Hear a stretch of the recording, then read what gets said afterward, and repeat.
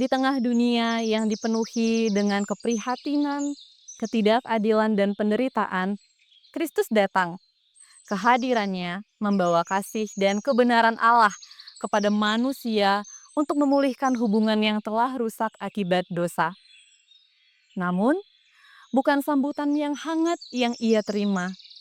Ia justru menjadi pihak yang merasakan langsung penderitaan akibat rusaknya hati manusia.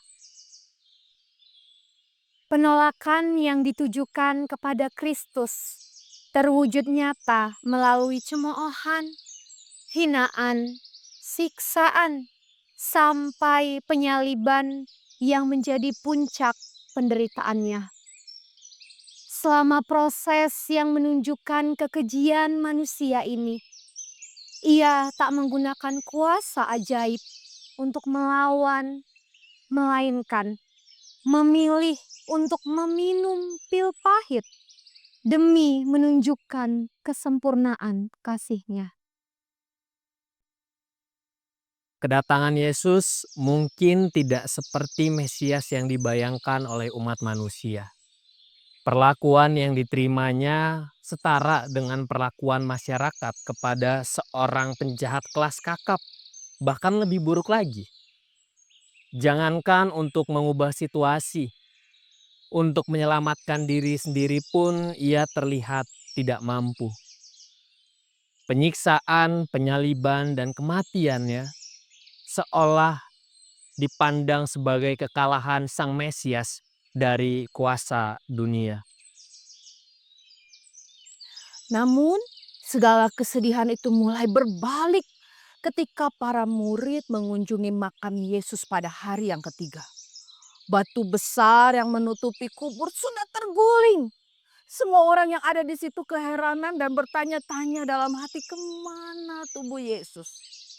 Keheningan itu pecah ketika ada dua sosok dengan pakaian yang berkilau-kilauan bertanya, "Mengapa kamu mencari Dia yang hidup di antara orang mati?"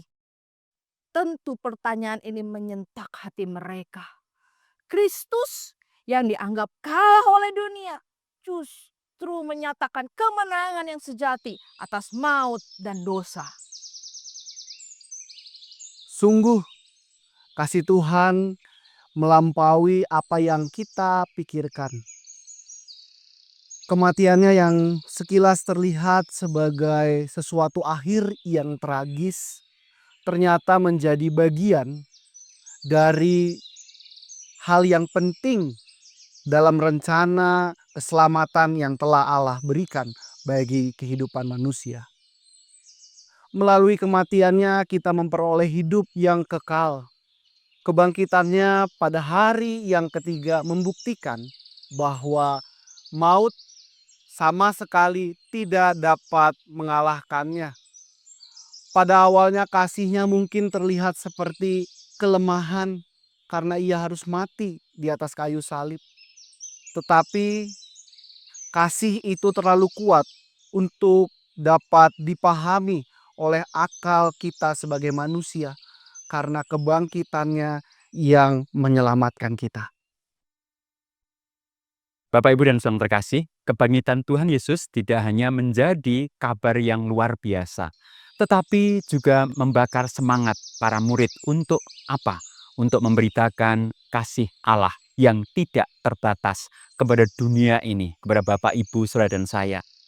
Di momen Paskah ini, kebangkitan Kristus dan kemenangan Kristus juga seharusnya menjadi bahan bakar penyemangat bagi kita untuk mewartakan kasih-Nya kepada dunia. Seperti syair sebuah lagu yang mengatakan, "Mari sebarkan, hai mari wartakan, keselamatan oleh Tuhan tiada terperi, dan teruskan serta beritakan, rahmat ilahi dalam Kristus diberi." Selamat bersukacita karena kebangkitan Kristus. Selamat menghayati keselamatan yang telah diberikannya bagi kita. Selamat memberitakan kebangkitannya kepada dunia. Selamat merayakan Paskah Tuhan Yesus memberkati. Haleluya!